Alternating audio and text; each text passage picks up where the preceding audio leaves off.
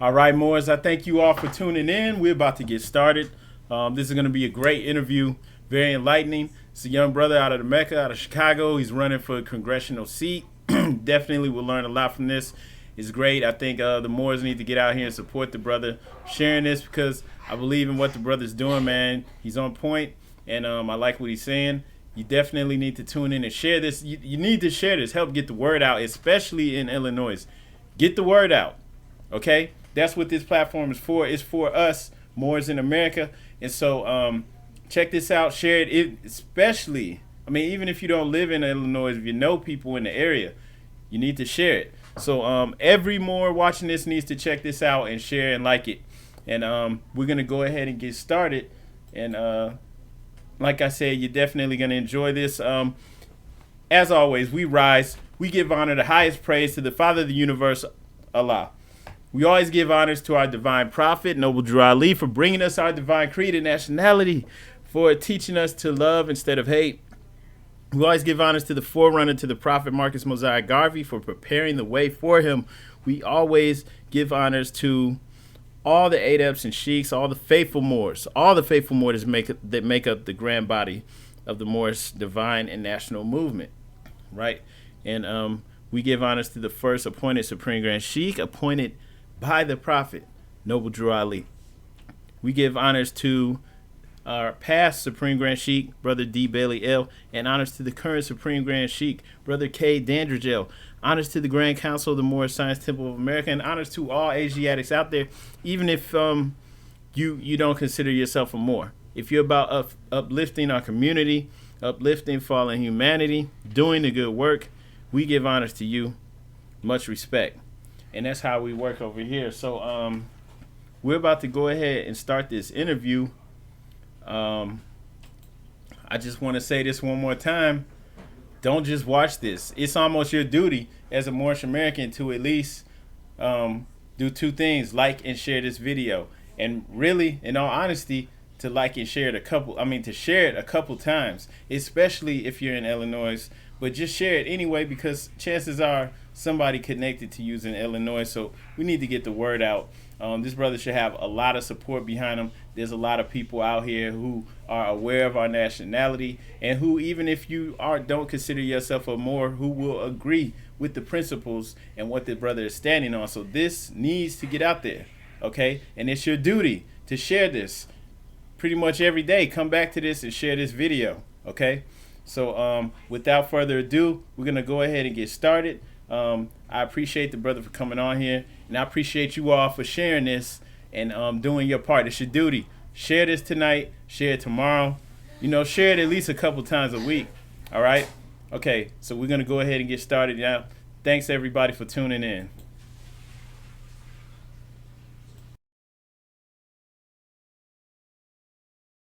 Yeah, Mo, I just felt like this. You know what I'm saying? We got all these characters that's out here, and that they represent us, Mo, and they don't know nothing about the prophet's business. You see what I'm saying? I'm not programmed that way. You see what I'm saying? So when it comes to the prophet's business, anything that's going to be deployed, I know what's being deployed. But we also need to be going in there and enforcing law, you know what I'm saying, pushing bills and making sure, you know what I'm saying, we got affidavits on these pieces of paper so we can make sure we put them on notice. Because other than that, you see what I'm saying, we'll still be playing games in the street. But if we start off first district of Illinois, and we know the prophet said, make Chicago your Mecca, we start off the first district of Mecca, Mo, we create the pattern for everybody to take their pilgrimage and do it the same way everywhere else. Islam. All right. Okay, peace and blessings. We have on with us today Brother Sheik Austin Simmons Bey, and he's in the Mecca, or in that area in Illinois, and he's actually running for office. And I think that's a great thing. It's a powerful thing, and I think it's a great opportunity for him to come and speak with the family and to share his platform and what he's standing on and what he intends to do with everybody. So if you could please tell us more about yourself, Brother Simmons Bey. Islam. First off, I'd like to stand on high, giving perfect praise due to Allah, the Father of the universe, Almighty, incomprehensible. I'd like to give honor to our prophet, our love thought, manifested in the flesh, the one who came to kick the tombstones over, known as Negro, Black, and Colored, CPC, the Prophet Noble Drew Ali. I'd like to give honor to our forerunner, Marcus Musai Darby. They told ones for intelligence rules the world and ignorance carries its burdens, huh? I'd like to give honor to the Moorish flag, red flag, with 520 green star in the center, 5 greatest principles on the man, love, truth, peace, freedom, and justice. And it's also known as the Old Glory. We also know that through the 101, it is known to be 10,000 years old on these shores, huh? I'd like to give honor to the American trade banner as well, because it does hold us in our entity. And we are working towards going to get that compound interest. As long as we have to. It has to be the mission for our seeds. As long as inheritance is the must in due season. I'd like to give honor to the UNIA flag as well, banner rather, because it does represent what it represents. You see what I'm saying? Our brother Marcus Messiah Darby did come on these shores and do what he could, you know what I mean, and let ones know that the prophet is coming. To get ones prepared for the prophet. I'd like to give honor to everything more. I'd like to give honor to my Supreme Grand Sheik, King Umar Bey. I'd like to give honor to all his officials, delegates in every district, territory, republic this month. And I'd like to give honor to you as well, brother. Gratitude for contacting me and honor, and thought to, have this conversation. To me, it's just two brothers building, letting the world know what we're working on, because it's a nation, and it's not just me working on this myself. We all working on this campaign. We also got a brother out there in Virginia Beach, Virginia, named Grand Divine Minister Grand Sheik, Kenny Hill. So we doing some things, brothers and sisters. We just, one step at a time. Time never was. Islam. So that's a beautiful thing, brother. Can you please tell us a little bit more about yourself? Like, how long have you been a member of the Moorish Science Temple of America, and how long have you been in leadership? Myself, I'm 29 years of age. Been in the science for about 2 years now. Been in leadership for about a year, going on a year and a half, close to it. Started off with my brother, Grand Sheik, Shaw Ill, out here in Mecca. From there, just worked on my adaptation and different things as far as the prophet's business. Just uncovering different documents, sitting down with the Supreme Grand Sheik, creating opportunities and deployment for different businesses, etc. So about 2 years, started off in the industry doing mass media communications, working under Herb Kent, the cool gent in the radio industry some years ago. Our brother actually changed form, but he's still with us in the spirit. If you come to Mecca, it's a lot of brothers and sisters that he breathed on that kind of had the gift of gab to breathe on one and be loved and affect. So that's just all I'm doing. I'm emulating those ones that were before me and those ones that are teaching me.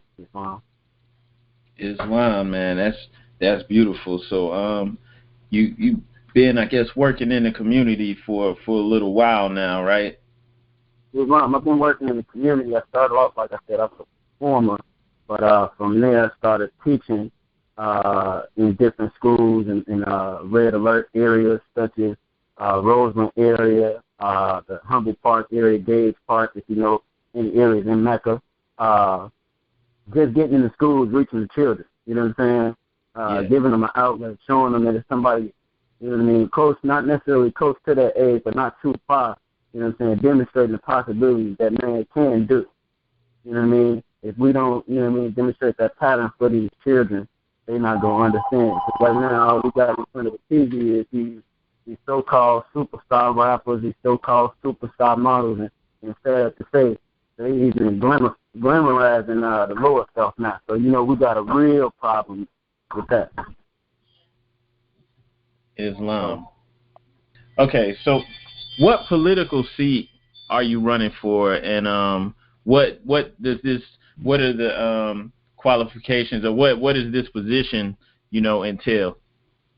Okay, well, I'm running for United States Representative within the 1st Congressional District of Illinois, and delegating powers will basically be sharing equal responsibility for lawmaking with the Senate.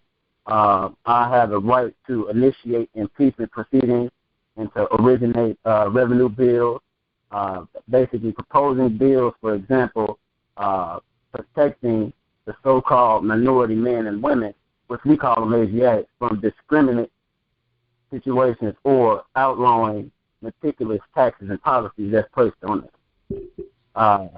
Also, studying bills and effects and costs in order to propose an amendment that is like most important so we can start holding public affairs so everybody can get a clear drawing on what's being placed on the floor inside the House.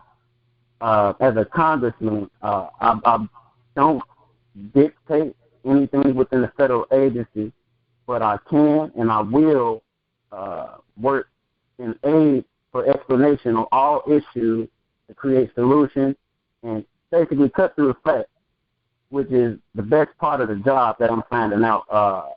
As I read on different things that congressmen have done, you have the power to retrieve necessary documents and resources on a national and a federal level to aid and assist and uplift all of humanity in your given district to create patterns for the next. So that's the basic direction that I'm going in my campaign. You know what I mean? Finding those mixed and 20s and relationships with those ones that do have documents and resources so we can put them on the floor and create that pattern for the next.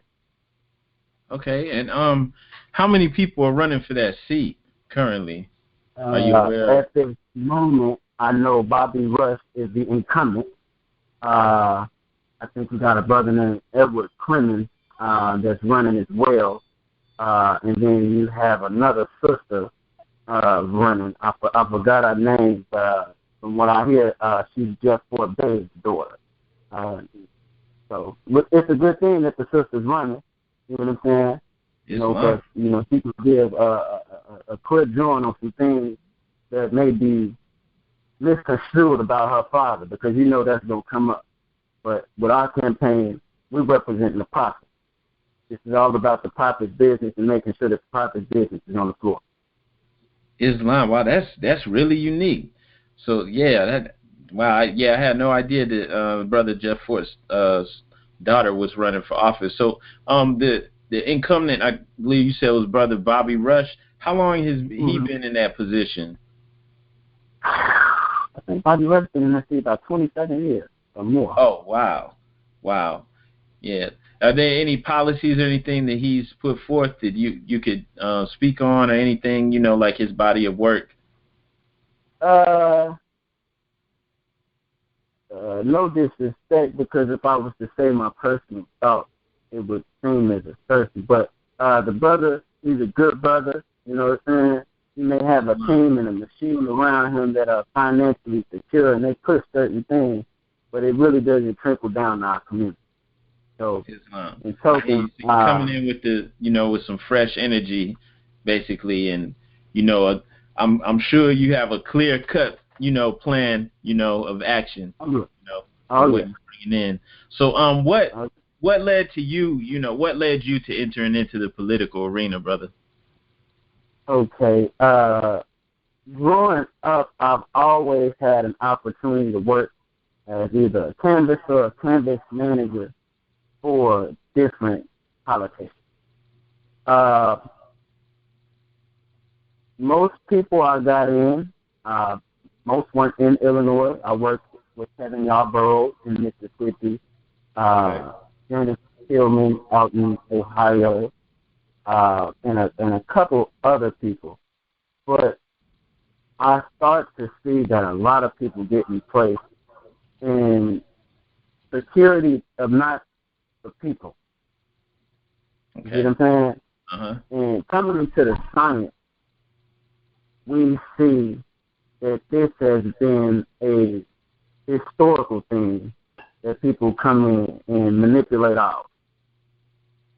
So, in knowing that, and being one that is in charge of the prophet's business, we see that the position as congressman, being one that has the same responsibility as Senate, being able to propose bills and place affidavits on people's tables right away, that's a necessity at this moment. Because most people may not know it, it's no assertion, but there are a lot of warfare tactics that have been played on our people, psychologically. And we need to work forth to make sure that policies are in play that we can govern those things, and those things are not deployed or unfolded within the realms of North, South, Central America and adjoining islands. So that's the route we're working on. As I say again, we putting the prophet's business out front. The prophet's business has to be on the floor. If it's not on the floor, there's some type of foreign entity business on the floor, and we really don't have time for that. Islam. So are you, do you have any party affiliation or independent? As far as our party, as you know, in history, there has been several different types of parties. Even myself, after you asked me that question, when you sent me the question, I had to do a quick due diligence myself. You see what I'm saying? To get a clear drawing on what was done, to give a clear conception of where we're going. You know what I'm saying? You know what I'm saying? So we know in 1789, which we know 1789, not too far from that date, where we know that those three marks were placed on the Moors. That they weren't too far from that date. You see what I'm saying? So the Federalist Party was founded 1789. Wow. Along with the anti-administration party. And these different degrees and parties aren't talked about today. We also had the Native American Party, which was renamed the American Party. And you know what everybody started calling these ones? The Know Nothing movement, no? They called them the Know Nothing movement, no? Wow. The Know Nothing movement, no? Because it was representing themselves in a time where our people were in a state of peril, and they tried to play us like we did not know law more, and know that our ancestors were the ones that created divine law. Not just earthly law, but divine law. Yes. You know, so now we have to trace ourselves back, as the prophet said, to see where we're going. Islam. And we rekindling thoughts in that token. We're starting the Moorish American Party. We are moving forward and represent ourselves as ourselves. How to be Moorish. Everything Moorish. You know? So it's going to be the Moorish American Party. You know? In token for the fact that we know that there are several bills that have been placed on the table that aren't being represented right. And maybe our people may not even know about it. If I will, am I able to go through these bills? Do we have enough time for me to break down a quick drawing and understanding of some of these bills? You know? Islam. Yes, please. Okay, give me a second. Okay. All right, because they're always talking about us, you know, and making the decisions on our behalf, you know? Yeah. Like we don't even really have a say. We're going to talk about what we're doing and the direction we're going. You see what I'm saying? Because the prophet also told us that you not extend your thought beyond your being. So I'm not going to do that. I'm going to stay in myself, because I live within self. I know myself, higher self and lower self. I know those things that are sent out, those things that may change or pass away. So it's a lot of things that's about to change. It's a lot of things that's about to pass away. And we got to get people to get a clear drawing on what's been done to know where we're going. Islam. All right. Let me give you a clear drawing. Well, as December 26th, right? 1933, under Bill 49, Statute 3097, Treaty Series 881, Convention on Rights and Duties of the State. Congress replaced all statutes with international law, which places all states under international law. Wow. Did you know that, Mo? No. Islam. Let me give you a drawing, Mo. So that's the job of a United States representative, to inform the people as well, right? Islam. So let me inform you. Also, December 9, 1945, the International Organization of Immunities Act relinquished all public offices of the United States to the United Nations. Did you know that, Mo? No. So through Code of Federal Regulations, Bill 92, Act 1292, Section 31, Federal Regulations heading Foreign Relationships states that oath is required to take office, right? In connection to the bill Title 8, U.S.C. 1481, states once oath of office is taken, citizenship is relinquished. Thus, the oath taker becomes a foreign entity, agent, or state, which means every public office is a foreign state. Did you know that, Mo? Wow. No. I'm going to give you some old Jones, Mo, which clarifies the bill title 22 U.S.C. Foreign Relations in Intercourse, Chapter 11, identifying all public offices, all public officials as foreign agents. Section 611 states the term person includes an individual, partnership, association, corporation, organization, and any other combination of individuals. The term foreign principal includes a government of a foreign country and a foreign political party. So I had to give you a clear drawing on that so you can understand why we are going with the Moorish American Party. Because we are not foreign, no? We are not part of no foreign principality, no? You see what I'm saying? The federal government has already placed international law on the land. They've already let us know that the UN and the Peace Corps and these people are coming to our lands to do certain things. They've let us know these things, but they didn't know that's the understanding of the bills and why. Wow.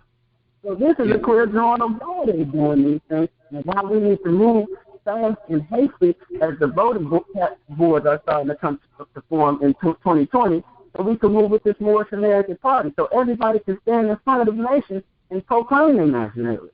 So everybody can know who you are and what you are. So everybody can know that you are proud to be who you are and what you are. So everybody can know that you are the descendant of the forefathers and foremothers of this landmass called North, South Central America and adjoining islands. And so we're not pump fakes. We're not giving no half-cocked message no more. We're not allowing nobody to tell us what we are. We're not allowing uncivilized people to impose uncivilized lives on civilized people. That's not what's going on no more. Islam. And those federal, not to disparage or to talk bad about any of these moves, but they sound legal, but those federal bills do not sound lawful at all, and it sounds like they're infringing on the rights of each state.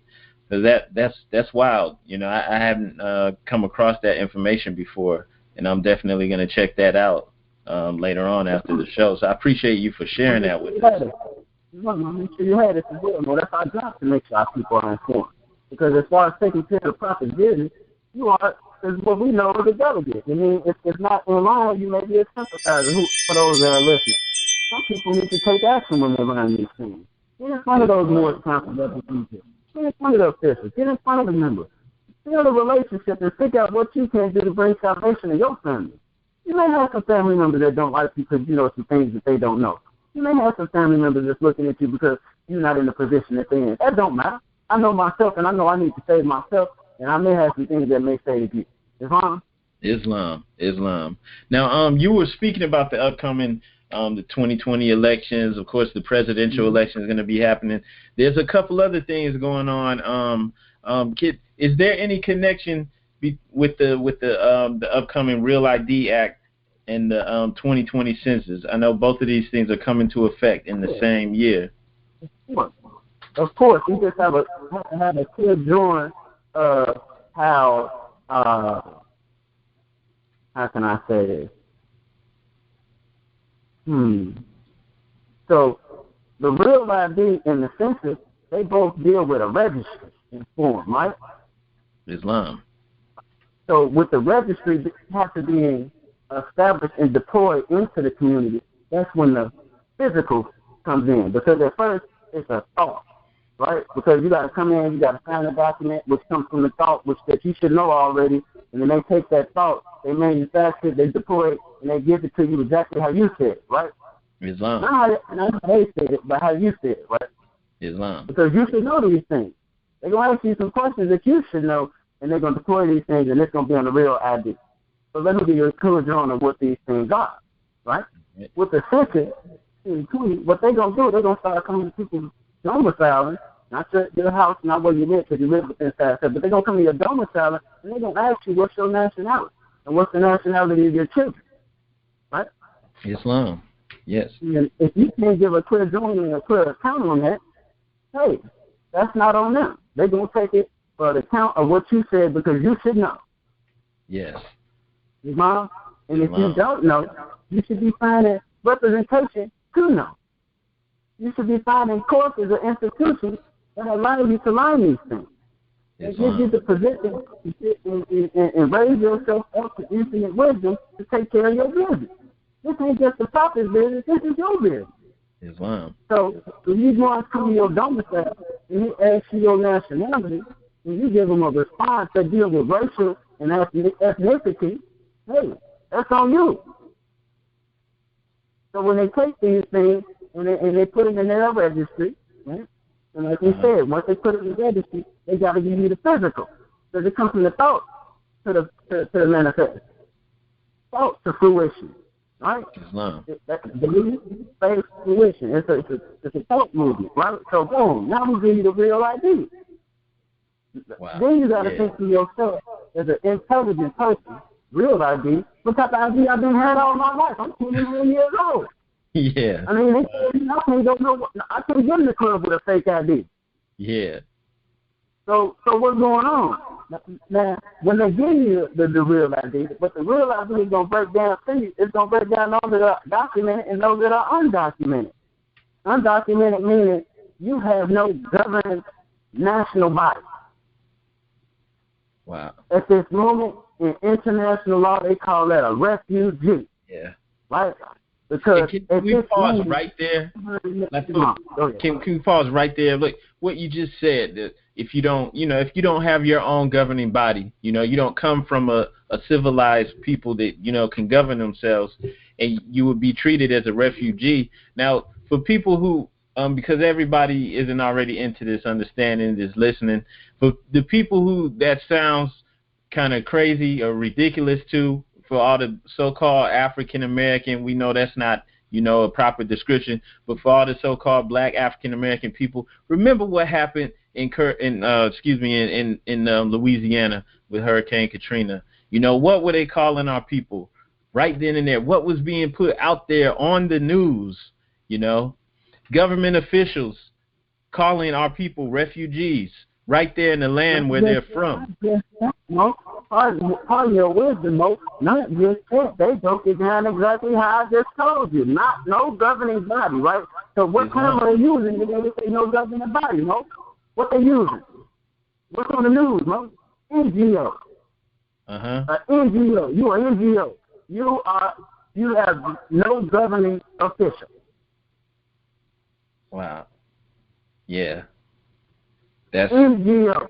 Wow. They let you know exactly what you are, who you are. They just don't want to call you a refugee, because if they call you a refugee, you're going to want to fight. You're going to want to revolt. You're going to know that you're that slave, that you're trying to fight and say that you ain't. I mean, the slaves argue that the slave master all the time, but they never got things done. Yeah. No disrespect. I'm not trying to talk about it, but pardon my view, I just need to give it to you clean cut so you can understand the direction that we're going. We got somebody that's on your side. You got to be on my side. I'm on the proper side, though. Islam. If you're not on the proper side, I don't know whose side you're on. Islam. Yeah. So it sounds like, there's no time really to play around. I mean, this is the wrong time to be still, confused as to who you are, to be, inundated with all of the distractions and things that are bombarded at us. And I mean, with the 2020 census, I mean, they've been promoting for years that now they're going to ask you, what does white mean? What kind of white are you? What kind of black are you? You know, they really want to get in depth with that, and then they're hitting us with that ID. You know, white means purity means God. God means ruler of the land. Islam. So God means a ruling governing body, somebody that descends from it, somebody that descended from Allah. The seed that He gave this pot of land to you. If you can't get a clear drawing, and we just sitting here talking about God, and we know there's plenty, and you trying to get me to, you know, subdue myself to understand the what imaginary gods you got, that's why they have you in that flimsy spider web. Islam. And we're working to demonstrate the possibility that man can get out of that flimsy spider web. Yes. Yes. If you ain't doing that, I don't know what you're doing. Your children at stake, man. Yeah. And it's time. Mm-hmm. It's time. All right. I think that people are going to be ready to listen to this too. You know, I mean, it's past time, but at the same time, we right on time with this message. All right. Yeah. And so I wanted to ask you, like, concerning your political platform, can you please let everyone know what your first order of business is, and can you repeat also for the listeners this in Illinois what your district is? I am running for the 1st Congressional District. Look how the pocket works, man. Look how Allah is the best of planners, right? And all I got to do is stay in law. Just stay in law. And I'm good because He did it to where it starts in the 1st district. So from the 1st district, it's going to go to the last district. So that's a pattern. Islam. 1, 2, 3, 4, 5. It's going to start from the seed, where it all started at. And then it's going to go to the finish. That's the race we in, start to finish. But we winning this one this time. And then we're going to do the same thing in the next designated territory, republic, etc. But as far as my platform, my first order of business is to go to each aldermanic ward in the district, and we're going to clean up. We're going to get some broom, we're going to get some fabaloo, so we're going to get the mop. But we're going to get the shampoo, and we're going to clean up.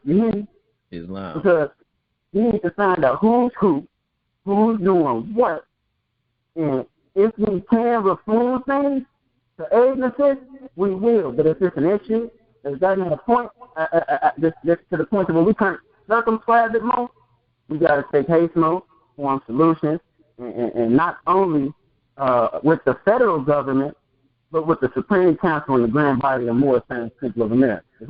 Islam. And once these bills are authorized, affidavits are going to have to be pushed to compel the notion, right? Islam. And I'm not saying that this is going to be a 2-year demonstration. It's not going to be a 2-year demonstration at all. You know what I'm saying? So I know for a fact when I do what I'm doing for the profit mode, I'm going to be right back. You see what I'm saying? But within the moment that I'm doing my thing, that we in the house mode, it's going to be known as a temple. Islam. And Muslim, right? We going to know that the prophet's business is on the flow, Islam. And we know that while we in there, ain't nothing that's not pure clean going on. Because the prophet says, all Muslims want to keep their hearts and minds pure with love and their bodies clean with water, So we got to go in this demonstration and we making sure that it's a temple. He said when the Muslims step in the church, it's a temple. So when we step in the house, we looking at it, hey, this is a temple, Islam. Uh-oh. Yeah, they're going to have to get ready now because to know that they can't be corrupt, and can't cut side deals and things like that. That's big. Mm-hmm. That's big. Islam. Much love for that. I just have one last question. If you could please just go a little more into detail about your restorative action plan. Okay. So in terms the restorative action plan, is really that plan to go at that compound interest. But you can't go at nothing gung-ho, You got to take your time, do your research, do your discovery, do your due diligence, and then we're going to we're going to get what we can. You see what I'm saying? So we know that in each district, there are numbers of abandoned and vacant property, right? Islam. Right? So as a congressman, I will work to close with the federal government, the Illinois Housing Authority, Chicago Housing Authority, whoever, and the Moorish Temple of America to seize possession of each resident in order to renovate, create new homes, new career opportunities, new facilities for the youth, schools, businesses, and more. Because once this is done, my team and the Moorish Temple of America will be able to replicate this same easy notion, right? In all of our allied areas, right? And why I say allied areas is because although we are running for Congress, our forces remain at home. All our focus is at home. All our forces at home. All our resources at home. We taking care of the areas where our families are, and that will work with us, and we will make history in rebuilding and reforming our nation in favor of the Asiatic nations, especially those faithful Muslims, those faithful Moorish American Muslims, right? And within our campaign, there'll be mass promotion of unity on a grandeur scale. We'll be creating forms of celebration, not only in the first district, but throughout the nation, throughout the shore of the Florida, throughout the shore of the California, Atlanta, Virginia, D.C., Springfield, because we need to let these ones know that we here, right? We need to let these ones know that we're not just here and we coming, The world gonna know that the Prophet Noble Jew Ali came with celebrations of unity, and they gonna know that everything is Moorish, and they gonna sing it with us, And that's just how we're coming, Islam. All right, but that's beautiful, Moore. Look, if I could vote for you, I would. I'm all the way in Ohio, but I definitely, this one of the reasons why I wanted to have you on, just to show support.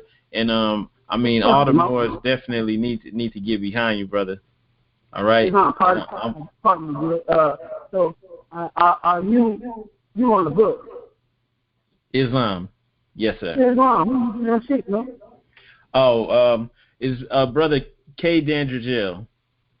Islam. What you? Me, the Supreme Grand Chief, our bodies, we are working on unity, You see what I'm saying? We are working on unity, We know that home office was in Illinois, right? Islam. Home office was in Illinois, so everybody's domiciled in Illinois. I mean, by law, if you say your home office, this for your, it said persons is an individual, corporation, partnership, ECC. So if your person is in Illinois, hey, what are we doing? Islam. Yes, sir. Islam. Islam. All right. So, man, that's wonderful, brother. I'm glad we could speak. If possible, maybe we could come and do this again in a few months. Islam. Like I said, with the campaign, we're going to be unveiling what we call the celebrations of unity. Noble Drew Ali presents the celebrations of unity. We're going to start in our district, and once we start getting it, getting that spark of flying, the authority of this 101 questions, right, Islam. It's 101 HBCUs, So we got 101 factories that are creating black people, So they need to create more. Islam. Definitely. So we need to go to those 101 demonstrations and have us a little celebration of unity in the name of the Prophet. Islam. So when we start doing that, hey, we might be on the scene, tell them what we're doing. We need to be on the highways and these highways, That's just how we work. Yes, sir. So it's been a pleasure having you on again, brother. I thank you so much for your time. Appreciate you, man. Your energy is wonderful. It's just beautiful to see, brother. It's beautiful, and definitely, my support's behind you, and I'm sure all the other Moors are willing to join in and help out with your campaign. I'm just glad that we, were able to speak, brother. This has been an amazing experience. Islam. Likewise, Moor. High honor to yourself for inviting me to the interview. We're going to keep doing what we can to emulate the prophet, Mo, you know what I'm saying, and getting the work done, Mo. It's all about the works and deeds. You're not a more without the works and deeds. If you're a Sheik out here calling yourself a Sheik and you ain't got nothing you working on to demonstrate the possibility of men, our brothers and sisters, you are pushing a half-cocked measure. And we got to do what we can to make sure we are not doing that and that our brothers and sisters know what true Moorish American Muslims are all about. Islam.